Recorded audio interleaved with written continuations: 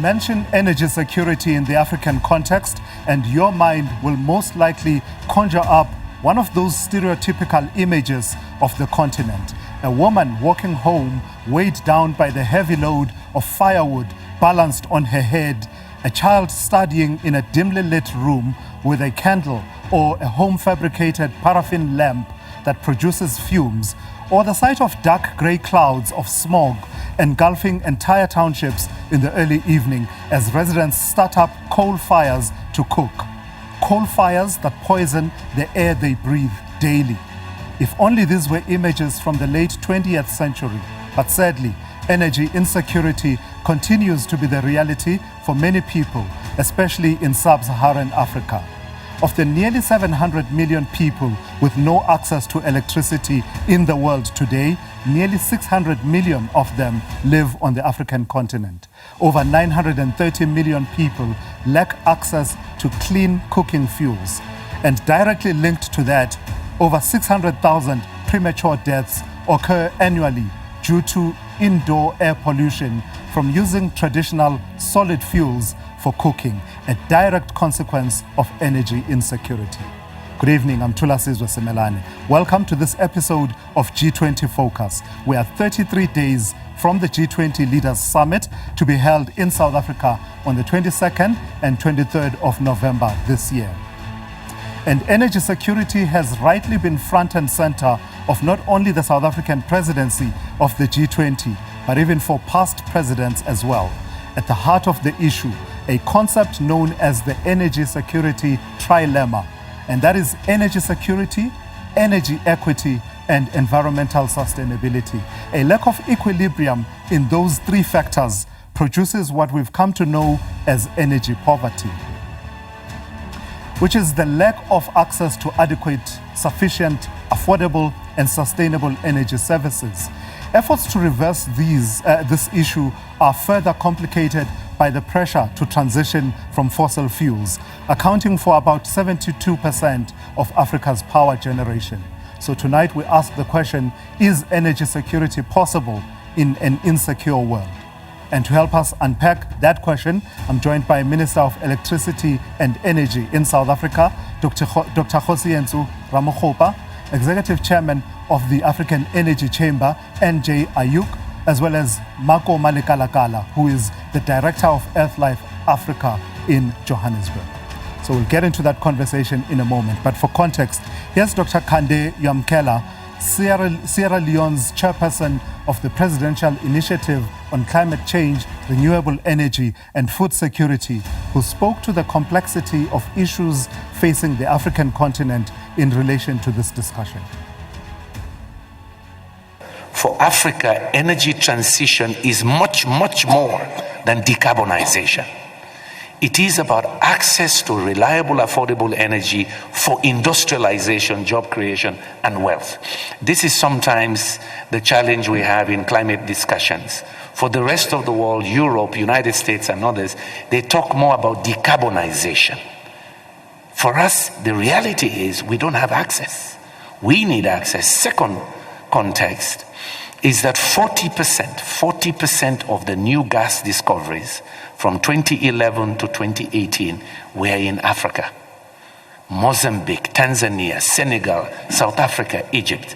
In fact, everybody in this last 2 years since in the last year since the war in Ukraine, we have seen so many countries, delegations visiting Senegal. Why? Gas. So it will be disingenuous to say to Africans, don't use gas. Gas cannot be part of your transition if others are coming in to invest and buy that gas. All right, so that sets the scene then. Let's get into the conversation this evening. Let's start with you, Minister Ramokgopa, and simply because I believe, excuse the pun, you come already energized about these issues because you were, of course, busy earlier on ahead of this live broadcast. You were busy earlier on with the Integrated Resource Plan for South Africa 2025, which we have now launched. But just set the context for me. How does that IRP and the work that you've been doing towards putting it together fit in with this whole concept of energy security? Well, thank you very much, Thulas, and good evening to the viewers at home. I mean, if you come to think of the situation that has been confronting us, is that our relationship with electricity, of course, having converted the energy sources into electricity, is that it was a crisis, stunting the growth of the South African economy, and in fact is complicit for resulting in the economy barely growing as a result of our inability to meet the demand. So it's important that we were able to improve the generation side and use electricity or energy as a catalyst for growth. I think in your insight, one of the people makes the point that energy should be undergird, if you like, economic growth. You can't have an economy that is growing when in fact you don't have a sufficient supply of energy and or electricity, having converted the primary energy sources. So now what the RP does, it positions the country to be able to meet its current electricity requirements, and then builds a model to say that for the economy to achieve 3 percentage point growth, there's a increase in generation capacity that is required to support that growth. And on the back of that, you are able to industrialize and also you are able to ensure that you achieve universal access. I think there's about 1.7 million households that still don't have access to electricity. There are people who are subjected to forms of cooking that are not clean, that contributes to the premature death that you referred to earlier on. Of course, in our country, it's not as pronounced like the rest of the continent. So what the RP does, it makes choices with regards to energy sources. And we are seeing that we are pivoting towards cleaner sources of energy. By the 2039, over 60% of the energy mix will be clean compared to the 58% now that is greenhouse gas emissions. And Ayuk, let me turn to you for perhaps the definitional elements. Let's talk, Minister is talking about pivoting to cleaner energy sources. But first things first, when we say energy security is central in the conversation and has been central for multiple G20 presidencies, what are we talking about? What is energy security? And is the world, the African continent, energy secure at the moment? Thank you so much for being here. I think the minister is right. We need to move towards cleaner source of energy. That's where that's the future of where the world is going, and we should not abandon that move. But when you look at Africa today, energy security is at risk in Africa because, as you mentioned, 600 million without access to electricity, 900 no access to clean cooking. This is Africa's most industrialized nation, South Africa. You're going to need that baseload energy to keep South Africa more industrialized so that African nations can benefit from an industrialized South Africa. So when you look at across the continent, we're still seeing a lot more underdevelopment because we don't have that energy security. Don't forget, a lot of the gas that is coming out of Africa doesn't go into Africa, it goes outside. So we have to start looking at domestic gas productions, finding ways to ensure that we put some skin in the game and really get African countries to benefit from the natural gas that they produce. Of course, we have to be sensitive to global markets because we have contracts that we have to respect because the sanity of contracts is so important. But we also have to start looking at different ways to get that energy security for so many that need it in this continent. Yeah, Makoma, Lekalakala, you are an activist in this space and have been for many, many years. In that trilemma that I was talking about, energy security, energy equity, and environmental sustainability, which one is most pressing for us, especially on the African continent? Or is that a conversation we don't have the luxury to engage in at the moment? Thank you very much, and thank you for the invitation. The question that you've just asked, I think we all are aware that we are facing the biggest threat on Earth, which is climate change. And any decision that we come to should align with us decarbonizing, should align with all of us being able to reduce carbon emissions. And that's why I wouldn't like place, but I would say the priority is environmental sustainability. The country has signed on to the Paris Agreement, and we have made a commitment as a country to reduce carbon emissions or to develop. Our development should be towards a low carbon economic development, and that is our guide. And the minister has just launched the integrated resource plan today, But the question that I have, or the question that many other people have, is that does that integrated resource plan align with the commitments that we've done, the commitments that we've made, that of having a low carbon economic development? And in that way, if that integrated resource plan is along that line, so that means that South Africa would be leaders. I have a feeling you have a view on it, and I'd like you to share the view. You're posing it as a question, whether it aligns to our commitments, but I have a feeling you have a view already. Yes, we, from the previous integrated resource plans and the discussions that have been there, it seems like that there isn't enough consultation with ordinary people, so the energy democracy aspect is missing. If this integrated resource plan, which has been on the table and it has been being questioned, and for now, I would say I don't have the details of what was launched today, but it seems like it's moving along the lines of the other integrated resource plans, the policies that we have questions, and that's why I'm saying, does it align with our commitment to the nationally determined contributions? Does it align with our just transition framework that we have in the country? Yeah, it's only natural that the South African Integrated Resource Plan will come up almost very early in our discussion, but I wouldn't want us to confine ourselves to it. But Minister, you heard what she's saying about our commitments that we've made and whether or not the IRP aligns. You described it as, I can't remember your exact words from the media briefing, but it's something that you're saying is game-changing, the IRP. And you outlined the elements and said, by the time we are done with it, by 2039 or thereabouts, the energy mix of South Africa will be completely different. How does that align with the commitments we've made around sustainability, for example? Just a few high-level points. The first one is that we choose to talk of a quadrilemma because we think there's a fourth leg. So there's issues of sovereignty, there's energy security, rather access, and environmental consideration. Yeah. And we want to add another leg, that is the socio-economic considerations, so that there's an appreciation that as we seek to meet our international obligations, that our primary responsibility is to our people. So let's go to the 1.6 million houses that don't have access to electricity in South Africa. Yeah. Let's leave the rest of the continent out of the conversation. Of course, they are inextricably linked, but for now, let's insulate ourselves from the continent.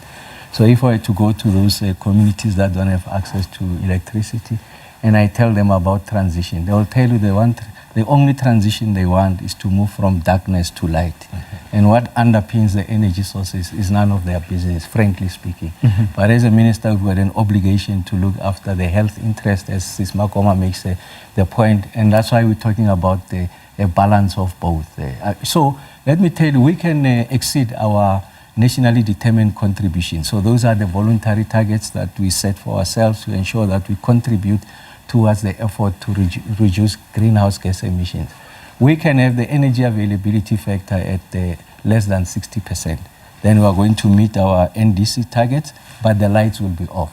So factories will not be producing, people will be out of employment. So we say that it's not a binary conversation. You need to have an appreciation of all of the above. And that's why we make the point that we've got huge coal endowments in the country. It will be a height of folly for us to suggest that suddenly we relinquish those assets because we've got obligations. So what we're saying is that science is resolving that. What we call carbon capture, storage, and utilization, it's in commercial use. So essentially, you don't have a coal problem, you have an emissions problem. And that's why I emphasize, I spoke of clean energy sources. I didn't just restrict it to renewable energy because renewable now, I'm talking only on wind and solar. I'm including clean coal technologies because what that does, it helps us to remain nuclear and nuclear is part of natural that gas natural is part of which are not necessarily renewable. Yes, they are part of that conversation. And then we are not going to abrogate our responsibilities with regards to the NDC. We have resolved cabinet our position on the NDCs. This IRP that we introduced today is within those parameters, and we're sufficiently canvassed. Of course, the nature of the conversation is such that we are not necessarily going to have a 100% consensus. We'll continue to improve on that. But the NDCs are the nationally determined contributions. So these are voluntary targets that each and every country sets for itself to contribute towards the reduction of the greenhouse gas emissions. Let's pause it there for a moment, Minister. You're watching G20 Focus on SABC News, on SABC2 and SABC Plus. In the next few minutes, we'll give you a case study of Nigeria. It's one of those countries richly endowed with natural resources, but my goodness, their energy situation is described as precarious, especially if you consider the situation with one aspect of energy being electricity. We'll go to Nigeria in the next few minutes. Stay with us.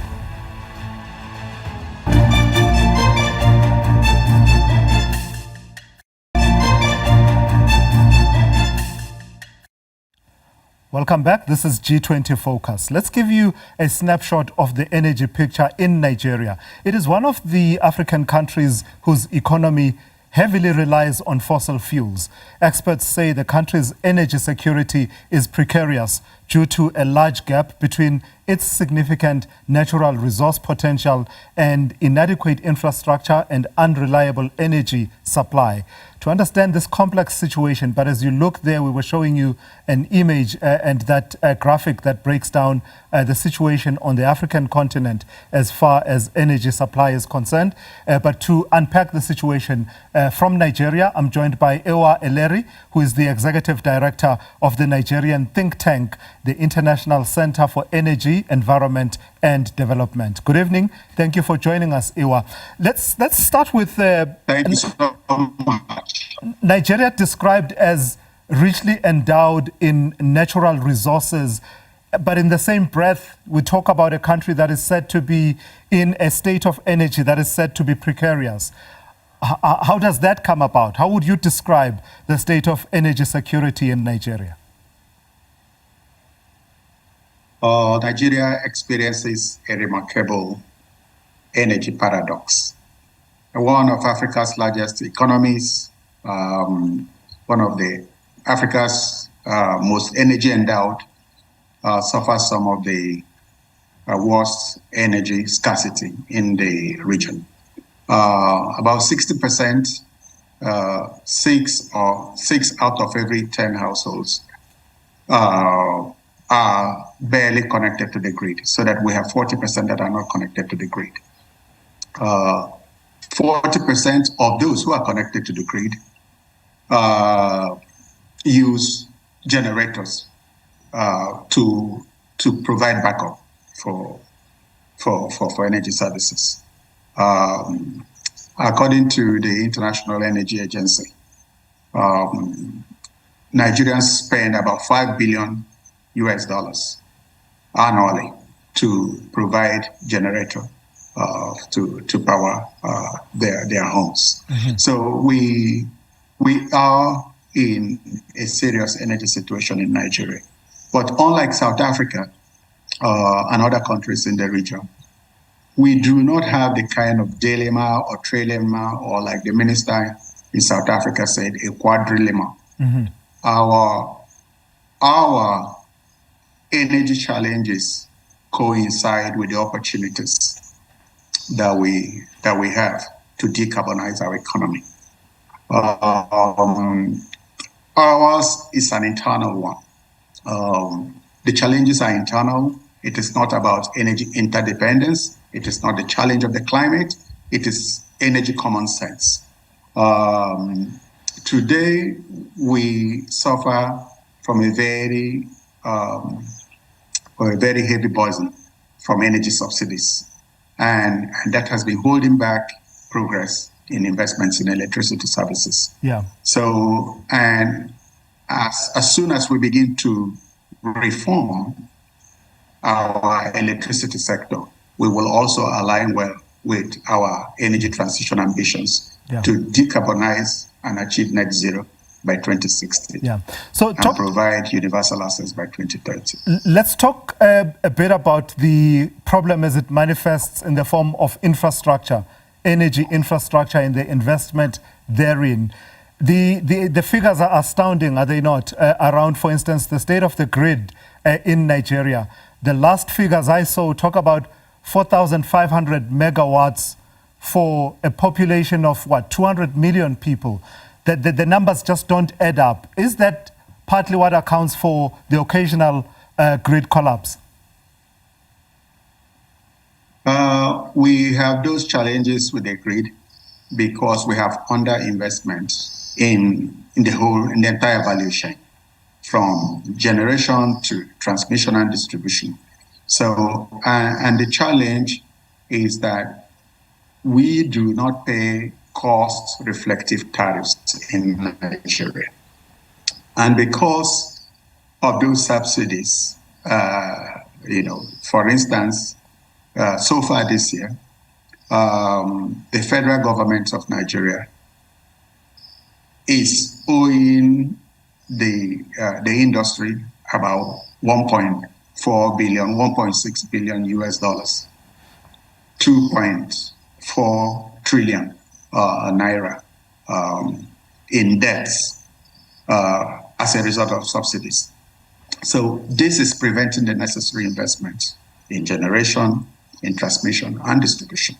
And as soon as we remove that major stumbling block to investments, we will also achieve our climate goals, which is to stimulate investment in renewable energy.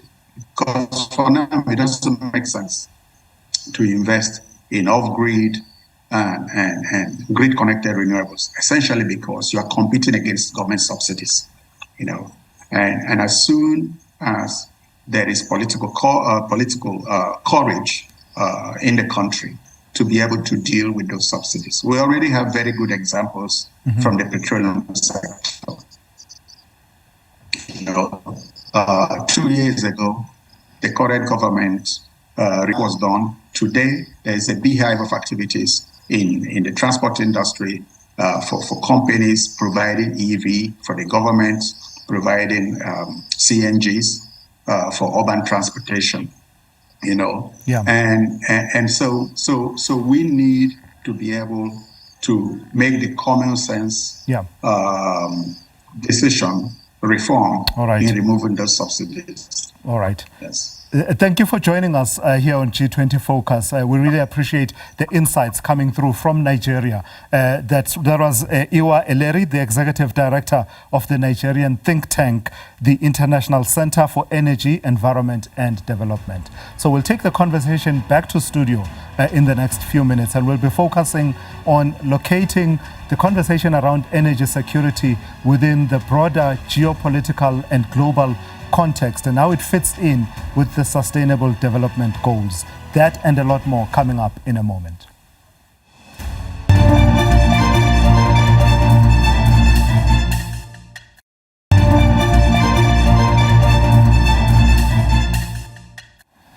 Welcome back. Well, as it happens with many conversations around the G20, it's a global conversation that has local impact and happens at many, many localities across countries that make up the G20. In the case of energy security, we're talking about something that fits in within the Sustainable Development Goals, specifically SDG 7, which talks about ensuring access to affordable, reliable, sustainable and modern energy for all.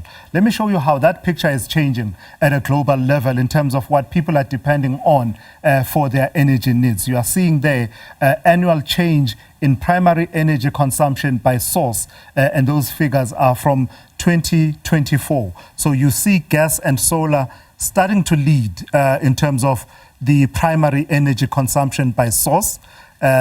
Over the last year or so. Coal still features quite significantly, and there those figures are quantified in terawatt hour. So really, really large quantities as far as those figures are concerned. Wind also quite strongly showing up, oil also showing up, then nuclear and other renewables further down as far as that graphic is concerned. Let's bring it back to studio then. Makoma, Lekalakala, so as you look at that picture, what comes to your mind about the balance and the shift? Is the shift happening fast enough towards renewable and clean energy sources, not necessarily always going hand in hand, that renewable will always be clean. Thank you very much. Clean will always be renewable, sorry. Thank you. With that picture, it shows us that solar it's skyrocketing. And in the past years in South Africa, we have had experienced what is called load shedding. And solar came in, and that's how we are able to at least get a balance. I think from last year and the other reports, we are aware that since people had installed solar on the rooftops and industries have also invested so much in solar, we have seen at least some form of reduction of load shedding. And this is what happens globally because the technology, the solar technology costs have declined so much that it shows that this is what we can use because also it is a low carbon energy source.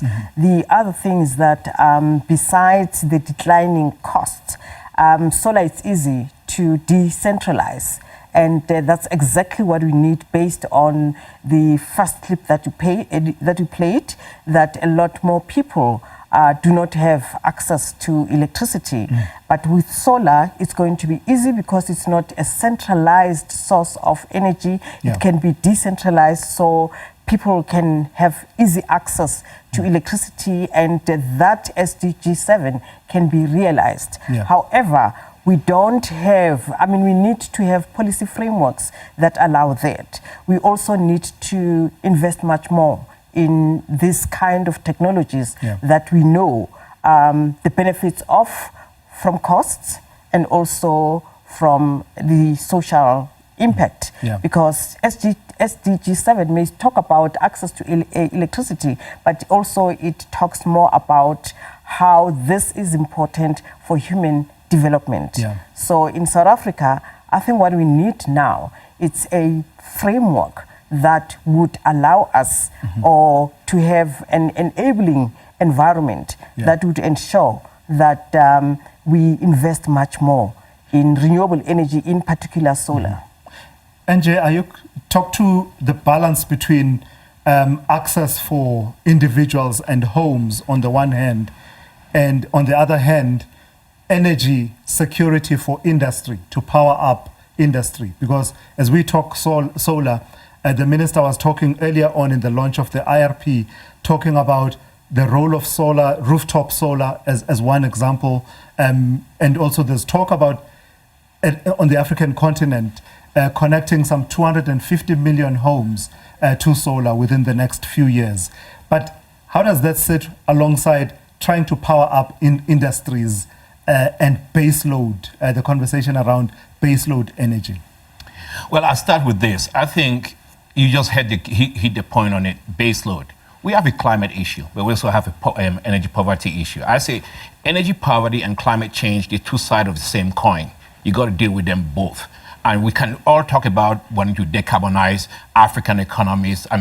Let's be honest. What are we trying to decarbonize? It's a continent with less than 4% greenhouse gas emission. You take out South Africa and Egypt, you have 0.5%. There's nothing to decarbonize in Africa right now. So we could still keep that focus on a low carbon economy and try to do that. But the wealthy nations, and it's good the minister is here, and he's done an amazing job in managing the G20, bringing all forces together. And he's made it a truly African G20. For the first time, all African voices are on the table and get our message going. But I tell you this, the wealthy nations should decarbonize. African nations should industrialize. That is where we are right now. It's called global warming, not Africa warming. You have to get this global solution to it, because if you're going to look at investing Africa-wide on solar and wind, you have to find the money to do it. We've come out of COP and all these things with promises that have been made, they've been broken. We've not been able to see that. So African nations, for their own energy security, they would have to rely a lot on natural gas, because the sun wouldn't shine forever, the wind wouldn't blow forever. You might need natural gas for a long time to power an African industrialized economy, so we don't have to wait and rely on other nations to do for us what we can do for ourselves. You are going to really have to pay attention on domestic gas production. I just came out of Africa Energy Gas. South Africa has to pay attention to its domestic gas production, because at the end of the day, you shouldn't be getting your dollars going to purchase gas from unfriendly nations or from different nations while you can produce gas right here in Africa. So yes, we need solar. Of course, there's no problem with renewable energy, but we need that baseload energy to drive up industrialization. And that is the key of this discussion, because I'll end with this. If we don't have that baseload energy, we're going to continue seeing young Africans leaving this continent, crossing the Mediterranean to find jobs on European streets. When we have those resources that we can take it and turn lives around Africa and give our people the dignity they deserve. It sounds like the realization that you've come to, Minister, and I want to start with you immediately on that point as soon as I come back from this break, because as he was saying it, it sounded like something I heard you talking about, the importance of getting the energy mix right so that it powers up the economy. I'll start with the Minister on that point in just a moment. You're watching G20 Focus. Stay with us.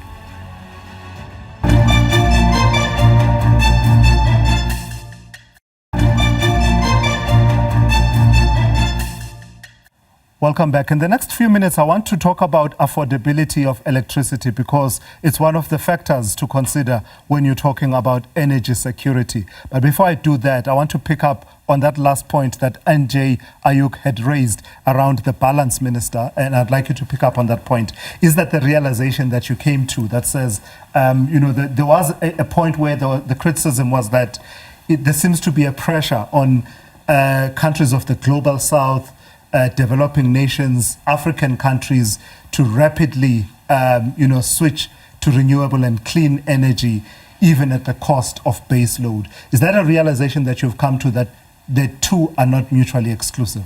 Oh yes, absolutely, and that's why the developing countries advocated for a principle of equal but differentiated capabilities. What does that mean? It means that the industrialized North, they were able to industrialize on the back of fossil fuels, and in fact they account for a significant proportions of the emissions. Now is the time of the global South to industrialize, and then we are denied our right to exploit our natural endowments because we are told of our obligations to contribute towards decarbonization. And our view is that it must be balanced. It must be at a scale and pace that we can afford. So they should not take away our right to exploit our endowments. In the South African context, we have a right to exploit coal, but we also accept that we have the right, we've got an obligation to protect the environment. And that's why we say, yes, the base load still remains coal. We're going to exploit and explore on the clean coal technologies so that we continue to exploit that resource. And I want to go back to the point I made.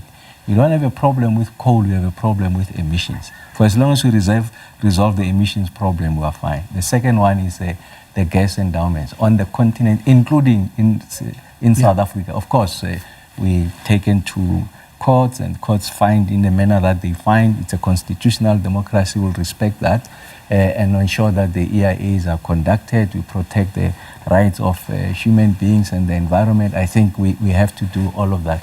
But ultimately, we reserve the right as a sovereign nation to exploit those endowments. And our view is that the gas discoveries, gas is not necessarily a transition. It can be also an end state, because we must guarantee you your base load. And then the last point I want to make is that since Makoma is absolutely correct, that solar is playing a big part in the energy mix, and that's why you're going to see its exponential increase in the share of the mix. But there's another conversation, is a bit more nuanced and technical. It has to speak to the non-dispatchable nature of solar. What do I mean by that? So, I mean, in the Western Cape, as an example, you have had an inclement weather for the past 3 to 4 weeks. So essentially, we're not benefiting from your primary energy source, that is solar, and therefore you couldn't even store it, because first you didn't have solar. So what do people do? Those who have installed rooftop solar solutions, including battery inverters, they go to Eskom as their battery. and it is Eskom that charges their batteries, Eskom that meets their needs. How does Eskom produce this electricity? It produces using coal. So I'm just saying that we should resist the temptation of juxtaposing these technologies. Yes. We must always talk of a mix. I always make an example. And really, this is not to ridicule, but to show the nature of the problem. There is no single country in the whole world that is powered by renewable energy, just wind and solar. You will have clean. Brazil, a big part of that is hydro. A big part of some of the countries in Europe is hydro. Yeah. So that's what I'm talking about, clean. But all of these have to be part of the France driven by nuclear. Yeah. The number of reactors that are under construction in the world, they are peaking. Some of the major financing institutions, about 14 globally, have committed to finance nuclear. And 20 countries, mainly in the global north, have committed to triple their capacity of renewable nuclear next by 2050. Makoma, Lekalakala, how does it sit with you, what the minister is saying? I don't agree that gas and nuclear are renewable. And he's not saying they're renewable, though. He says they are cleaner, not necessarily renewable. They are not clean. Yeah. Both of them, and maybe other sources. Yeah. Firstly, we need to, with nuclear, we need to take into consideration the nuclear fuel chain. And with gas, we also need to take into consideration the fugitive emissions. And also that both of these technologies are pushed by the very G20 countries, the rich countries that are abandoning these technologies and wanting to exploit them from Africa. When you check who's exploiting gas in the continent, it's mostly European companies, your Total Energies, your NGs. And when it comes to nuclear, it's the countries like Russia, you know, and all them being interested in exploiting our natural resources, they disregard the biodiversity of our countries, they disregard life in our countries, and this is something that even if we're saying, yes, we agree that we need to have an energy mix, but that energy mix should not be at the expense of the environment and the people thereof. Maybe just to make one point, just a small point, is maybe just to, if we want to take the conversation to its logical conclusion, what are the minerals that are used to produce panels, PV panels? What are the minerals that are used to produce the magnets in the solar, in the wind towers, including the wind turbine? You mine them. Yes, you do. And mining is a dirty activity. Show me a mine that has implications for sustainability. Yes, show me a mine that uses solar and wind to send people a kilometer down the shaft using solar. It doesn't exist. So I'm just saying I don't want to enter into that. So once we look at the value chain and the science of it, yes, the minerals, you must mine them, is a dirty activity. So you must account for that. Let me give you an example here at home. Yes. We must bring renewables on board. When they do a computation on the cost of wind and solar, they don't take into account that we must invest 440 billion rands in building and modernizing our transmission. But if we're just using coal, we would not have to build it because it exists. That's why I'm saying it's a dangerous area to enter into. Once we go deeper. Don't do the juxtaposition. Talk about the mix and what is in the interest of. Otherwise, then we are going down a slippery slope. I keep seeing you shaking your head. I think I need to respond to the minister. Yes, solar panels are manufactured from rare minerals. Yes. And this is where I say rare minerals because this is a terminology that has been brought up, particularly in the discussions around energy. But that doesn't mean that even if that is mined, there may be other ways of how some of the panels, the technology can be improved. Yes, mining is there, but it must be done respecting the environmental and social safeguards for the people and the environment.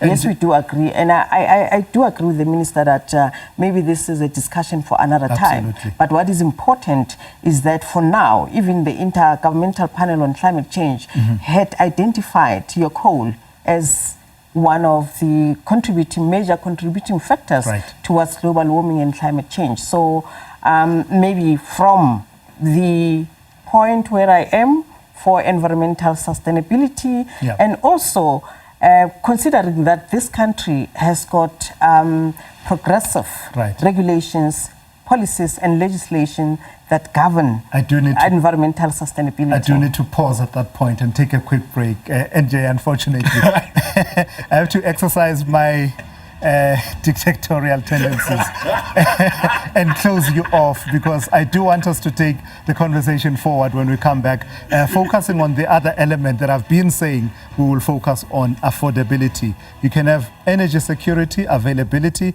but if no one can afford the electricity that you produce, then what use is it? So we'll take that conversation in that direction in the next few minutes.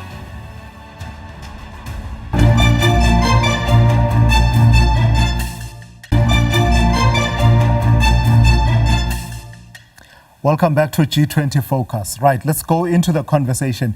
I was saying earlier on, you can have your energy available, but if it's not affordable for the population as well as industry, what use is it? So take a look at how it's looking in as far as the affordability of electricity on the African continent. Those are the rates with countries with the cheapest electricity rates, and that was measured between 2023 and 2025. Right at the top there, you see Ethiopia leading the pack as far as the differential between residential rates versus business or commercial rates. Sudan, Angola, Zambia, Egypt. You don't see South Africa anywhere there, and I think that's something that Minister Ramokgopa may want to weigh in on. I did hear him in the last few months raising and amplifying that conversation. But let's get you to start on it, NJ Ayuk. What accounts for that? Why is energy produced on the African continent, in many parts of the African continent, not necessarily affordable? I think you have to look at a number of factors. Number one, you have to look at the larger economy on most of the countries by itself.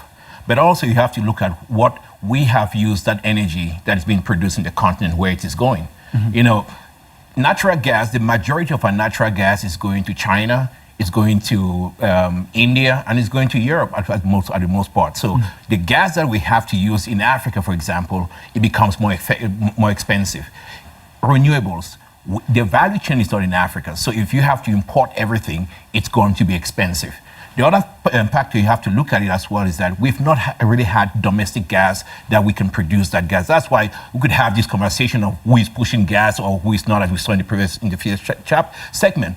The key aspect you have to look at it is that who is funding the financing of energy in Africa? Mm-hmm. And that's really what the problem is. The cost of borrowing in most African countries is very, very high. So it makes the rates somebody has to pay for those rates. Yeah. So if you look, the EU 2 years ago said natural gas and nuclear, they're green energy. You know what happens when you change the taxonomy of that? It means that you can now finance natural gas and nuclear, so it brings rates cheaper.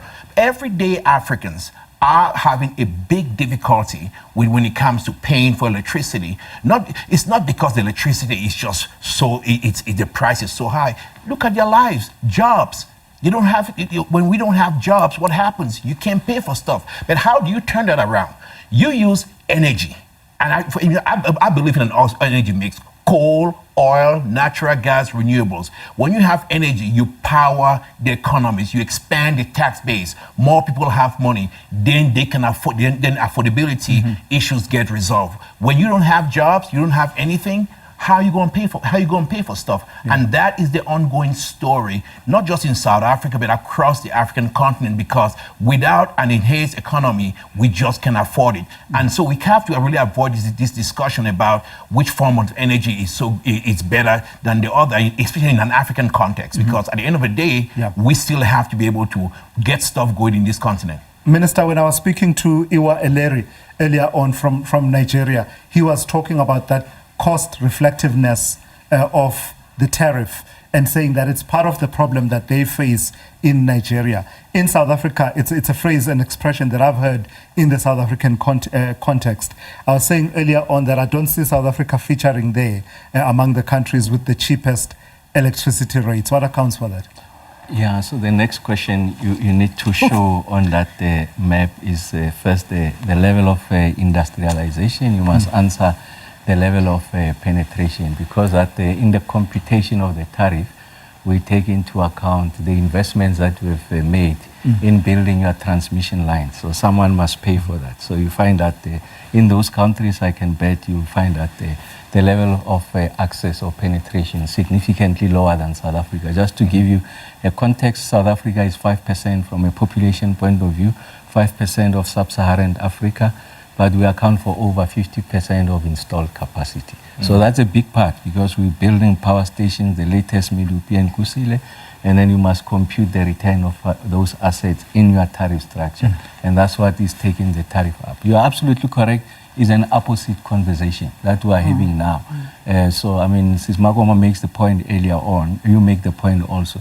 It's one thing to have it available, that you can access it is a different conversation. So we're seeing new manifestations of energy poverty, that the poor have access, those who buy legitimately can afford to buy just for 15 days in a month, and the rest of the month they don't have access to electricity, they can't afford it. Or they resort to illegal means. And that's why you see a significant amount of losses, what we call non-technical losses. It's essentially what we call izinyoka, is increasing because of these challenges. So it's important that we get to an electricity price path that is affordable. And that's a question that we have committed to the country that will answer by first quarter of next year. Yeah, I see you want to weigh in. Yeah, I think the other issue that we have a problem with high tariffs in the country is because we have not resolved issues of special pricing agreements. There are special pricing agreements between Eskom and some industries, and that has not been resolved. So that means ordinary people have been subsidizing electricity tariffs to industries for quite a long time. And that needs to be resolved, because this cannot continuously happen. But also the decentralization of electricity supply. It's very important. We talk about socially owned renewable energy that would also create jobs for people, and people be able to benefit from that.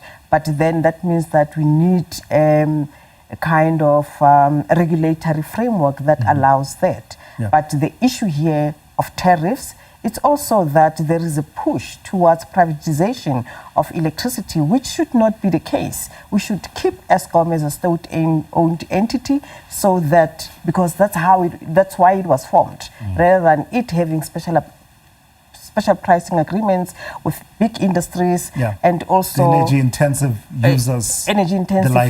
Yes. And then our people not being able to access that. We have a policy of free basic electricity in the country, and if we say 1.7 million people are not connected to the grid or don't have access to electricity, it's actually much more than that, because a whole lot more of people, residential in rural and urban, are connected to the grid, but they are unable to access that electricity because they either do not get that free basic electricity based on some obstacles, whether at municipality level or at supply level.